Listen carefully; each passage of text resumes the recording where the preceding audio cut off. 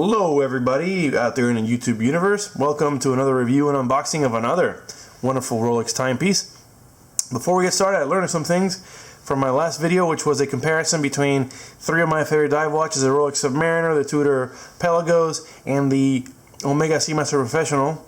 A lot of folks asked what I was wearing on my right wrist and what I was wearing on my left wrist. So let's get that out of the way right now. This is a bracelet that I picked up in St. John in U.S. Virgin Islands at a jewelry shop where it's made and sold. I'll put a link to that jewelry shop in the description of this video. And over here on my left wrist is a Rolex Daytona watch with a white face. Stay tuned for a video on this watch, so make sure you subscribe to my channel and like and comment. Alright, let's get to the reason you're on this video, which is what is in this box.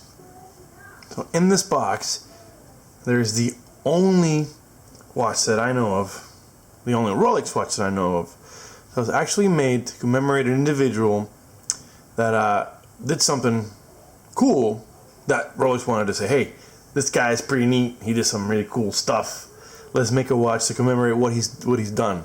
I know that there are some other watches in the Rolex line that have gotten baptized with the name of an individual like Paul Newman and his Daytona, or the Steve McQueen Explorer, Steve McQueen Submariner, but those are all names that the enthusiast collector have given that model watch.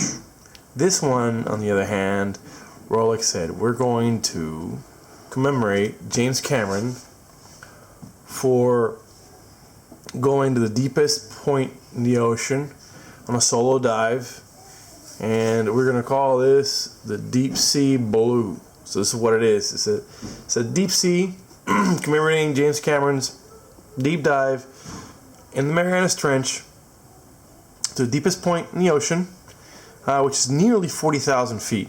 They actually made a watch called the Deepsea Challenge as well that was put on the outside of the submarine. Has actually survived. That thing is 51 millimeters thick, and it's 51 millimeters in diameter and 28 millimeters thick. It's crazy. But this is the version that's the toned down version for you and I and everybody else. In the box, you get your typical Rolex stuff. You get your two hang tags. One of them has serial number information, which is that one. The other one has the certified superlative chronometer. It's got a nice little shiny hologram. Yeah, it's a hang tag. Who cares? Back here in the pocket, I have the sales receipt and also the typical information you get, which is the warranty card. Notice the serial number is blocked. And here's the model. It's a 166660. I said 16. 116660. And that's the blue right there, the deep blue. In the jacket, you got warranty information, the booklet for the Sea Dweller, Deepsea, and here's all the stuff, info, and what it is to factory service, how often to factory service your watch, so on and so forth, what to do.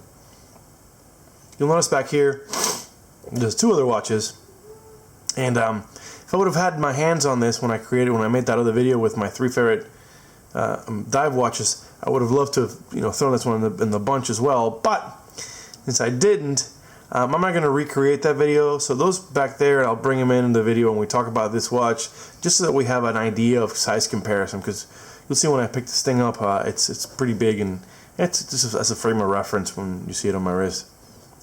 Well, this one is basically unworn. It's been sized. The first thing you notice, well, when you pick it up, is how heavy it is. The second thing you notice when you pick it up is the how gorgeous that dial is. Going from that light, it's not light blue, the lighter blue, to the near black blue. That's commemorating his descent down to the deepest, where there is no light. You also see that the deep sea down there on the dial is green. Let's talk about first the case. This thing is 44 millimeters. It is big. Not only is it 44 millimeters, it is a big 17.7 millimeters in case thickness. That's just the case. That's not counting the case back and the 5 millimeters of sapphire crystal that they put on this thing, and it is domed. So when you combine the 904L steel and the size and thickness of this case, it's actually got a titanium case back. I'm assuming they did that to lighten the watch. So you got a titanium case back. You have a 904L steel case that's 4 to 4 millimeters and 17.7 millimeters thick, with a 5 millimeter thick domed sapphire crystal. All that combined with Rolex's trip lock crown and the ring lock system, you end up with a water resistancy for this watch of 3,900 meters, almost 13,000 feet. Really, it's 12,800 feet. But you know what? Those 200 feet, I'll give them the benefit of the doubt. I'm going to say it's 13,000 feet. It's not, but it sounds cooler when you say it like that. But that is pretty dang deep. That's deeper than I'll ever go or know of anybody going.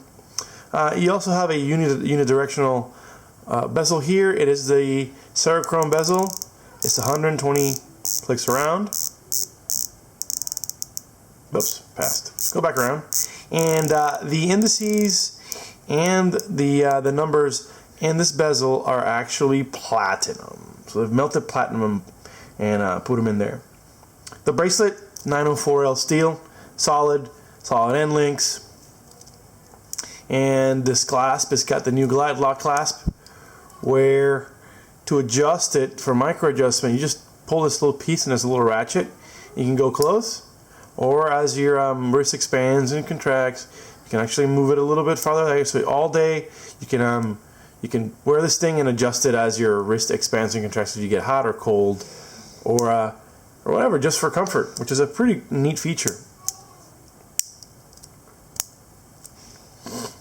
The movement inside of this is the Calibre 3135, which is the same as your Date Submariner and your Yachtmaster. And right there on the right hand side you see a little date window. It is a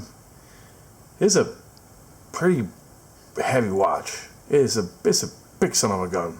And when you compare it to the Tudor here, which is also a big watch, this is titanium, makes it a lot lighter. Man, it dwarfs it. It really does. So this is 44. This is 42. This feels like a not so big 42, but it is still 42. Compare the two of them. Man, this is still sing bigger. And if you get your sub here at 40, look at that. Totally dwarfs it. Look at the side profile. Yeah, that's a big difference there on size. A couple more things about it. This is 3135, like I said. It does have a 48-hour power reserve. It is a COSC certified chronometer, so it'll only gain or lose 2 seconds a day to fall within that range. There is, as well, an automatic helium escape valve that Rolex invented. The purpose of an automatic helium escape valve, or any helium escape valve, is if you were a saturation diver and you are breathing a mixture of helium and oxygen to be able to stay at depth and not get nitroglycerin out the wazoo, the helium molecules are so small and so pervasive they'll get into the mechanism of the watch and they'll actually get into the case. So what happens is, as you ascend, if you don't allow for the expansion of the gas and the escape of the gas, what will end up happening is the crystals will just pop right off of the watch. So they've made some automatic ones. You see the Tudor has one as well, and a lot of the Omegas have a manual helium escape that you have to deploy. You can look at that in my other video and you'll see it.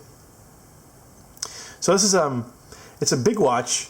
It's gorgeous though when you look at that blue. Let's see what it looks like on the arm. Just put it down here and take this thing off for a moment. Now, the first thing you notice when you put this thing on is, my, is it heavy. I don't know if I wouldn't call it impractical, right?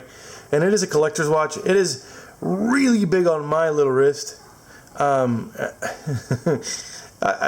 I put it on, I still crack up about how kind of heavy and lugging this thing is. Even though it is pretty heavy, the bracelet is super comfortable.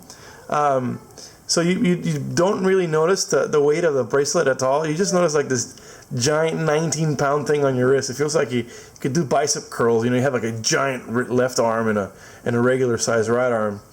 It's not that bad. And it is actually quite thick.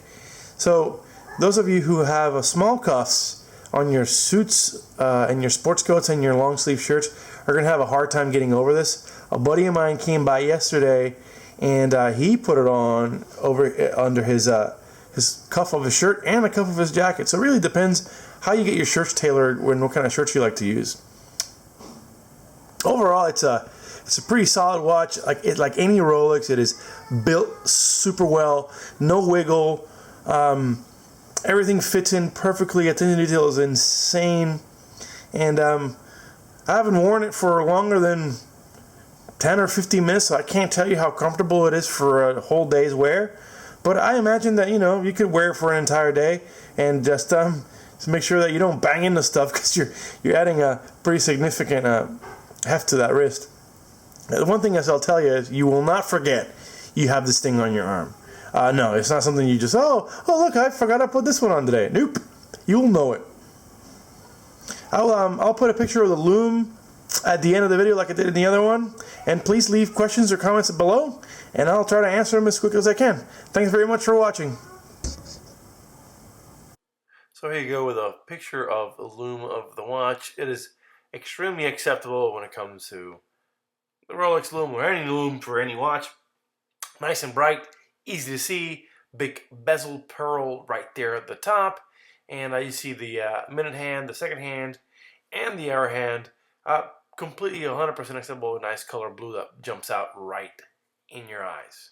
The last bit of the video is always price. So this thing new will be every bit of $13,000. Maybe you'll get a negotiate buck or two here, but it is rare, so it's going to be hard to find one. So you'll have to pay nearly full retail, and if you can find it in the second-hand market, you may even pay more than retail because they're so hard to find. It's going to be a collector's piece. It's dedicated to one individual. This is not going to depreciate. It's only going to appreciate. And you know what? Charlie Rose has one. And if Charlie Rose gets something, I want it too. Just kidding. I just think Charlie Rose is pretty freaking cool. And this is a really good, really cool watch. Thanks for watching, guys. I'll catch you up on the next one. Take care.